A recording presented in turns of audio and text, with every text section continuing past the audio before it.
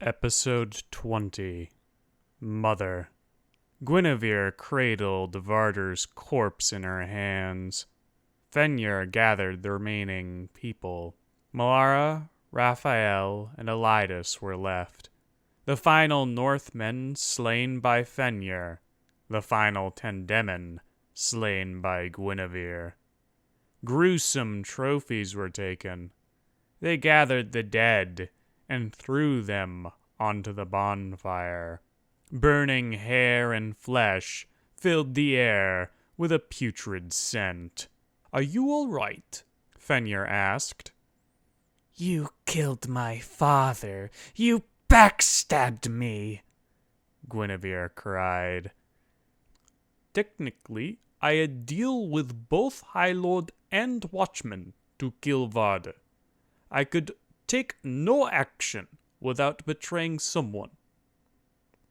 "Just get out of my bloody hair, you—" The curse that followed was so foul as to only be speakable in the crude tongue of the Northmen. The next morning, Fenrir went to the castle. The guard greeted him. "The High Lord is expecting you."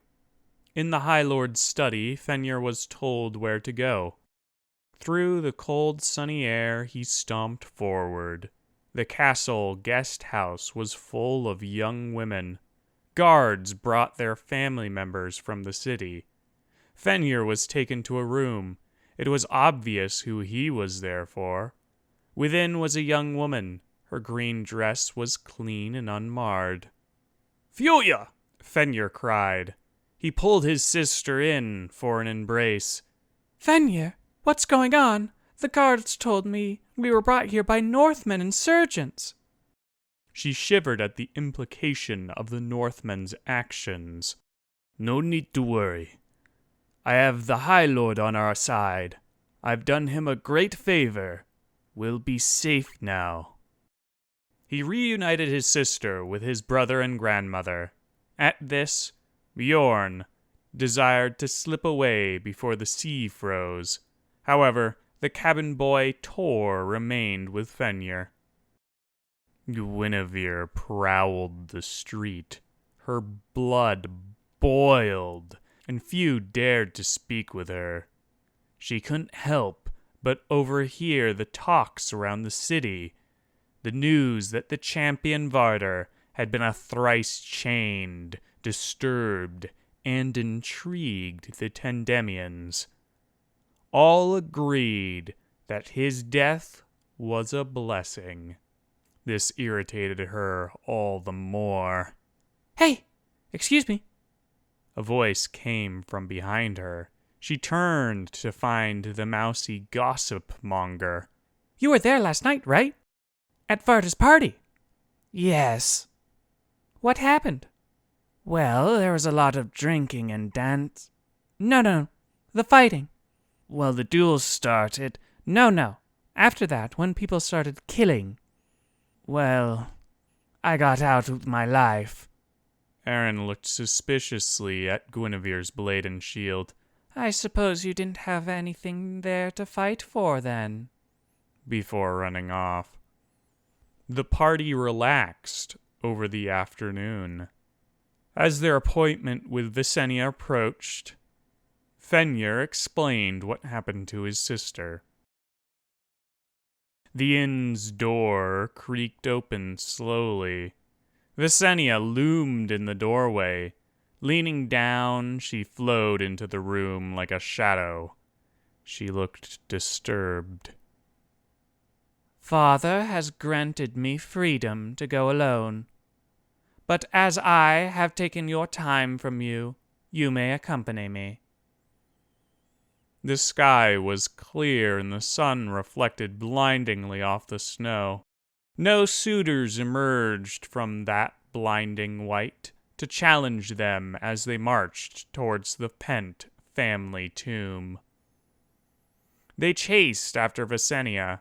Her long strides brought her forth with incredible speed. Malara had to practically jog to keep up. Fenrir walked just behind her to her right. "Something bothering you, my lady?" he said. Yes, She said begrudgingly. "It have to do with last night?" Oh, yes, because someone's mood is not affected by half the city guard being put to the sword. You quite fond of Varder? I was. I thought he was a good dog. Despite the kidnapping? I thought we were saving them from the church, sending them away to live free lives in the northern lands. I wasn't aware they were being brought there to be turned into... She shivered, then growled. demons. Fenrir attempted to become more familiar with Visenya, but she said, This is not the time to earn my companionship. She strode up to the heavy wooden doors of the tomb. The lock, freshly replaced, is unlocked by a large iron key. The tomb was eerily empty. The large woman walked with quick determination across the first hall before throwing open the doors into the cross-shaped room. Her feet leave deep, wet, compressed marks in the crimson carpet. She approached the stone door, pulling out a second large iron key.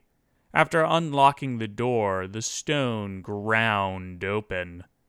She slowed as the next room was unveiled, slowly walking over the far fancier carpet. She approached the massive sarcophagus in the back of the room.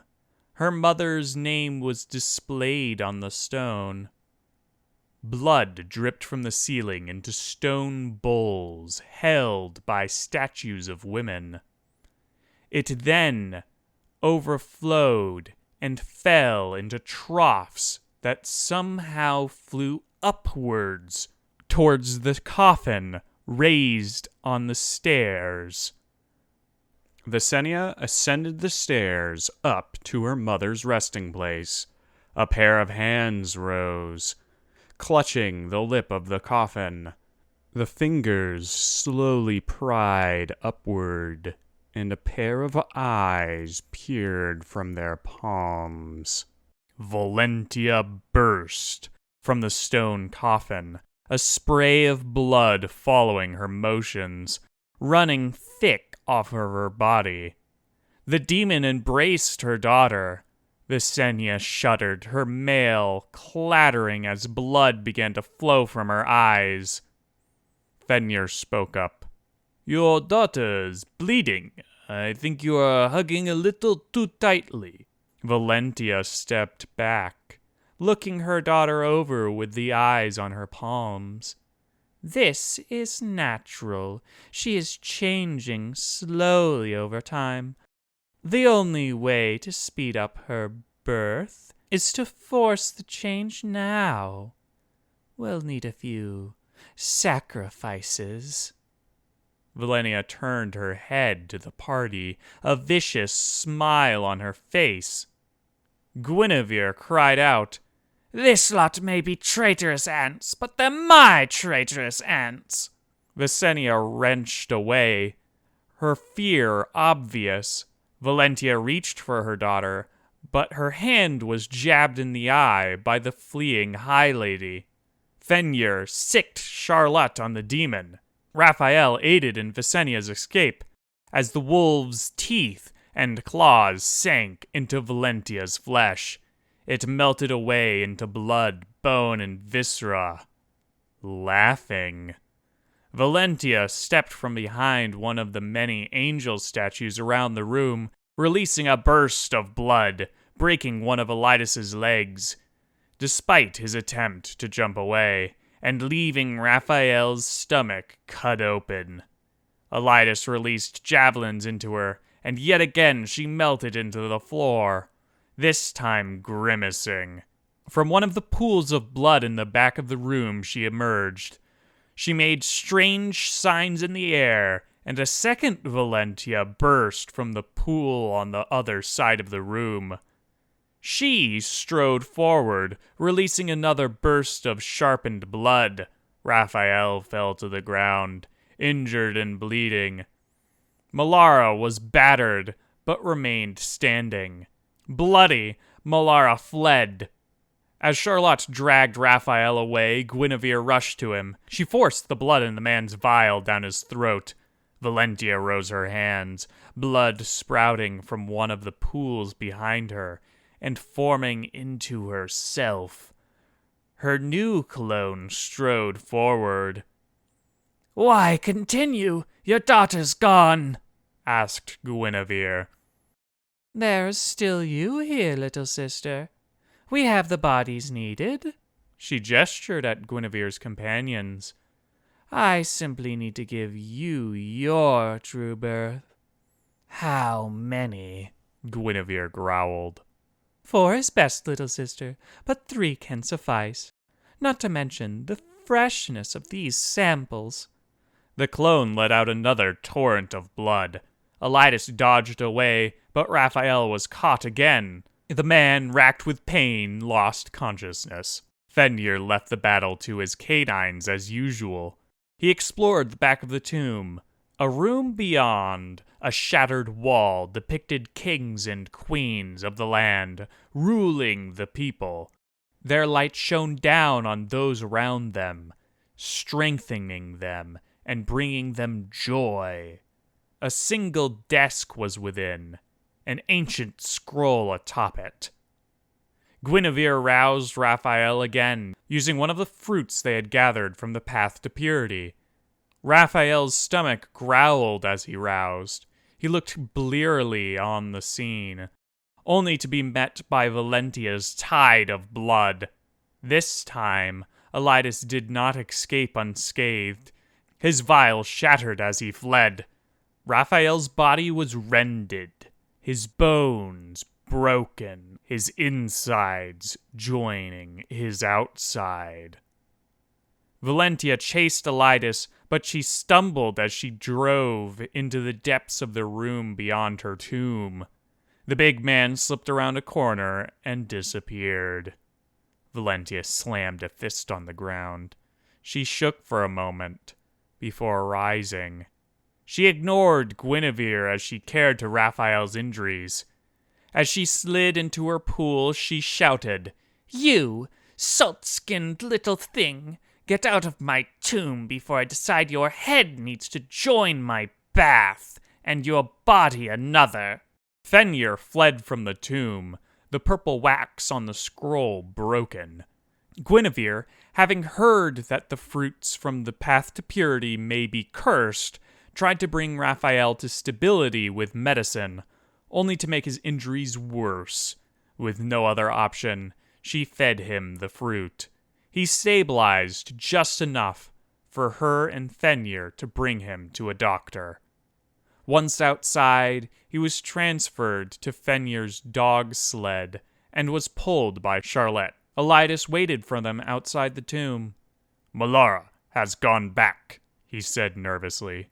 Then, noticing the scroll, "What's that?" Fenrir shrugged. "Blank?"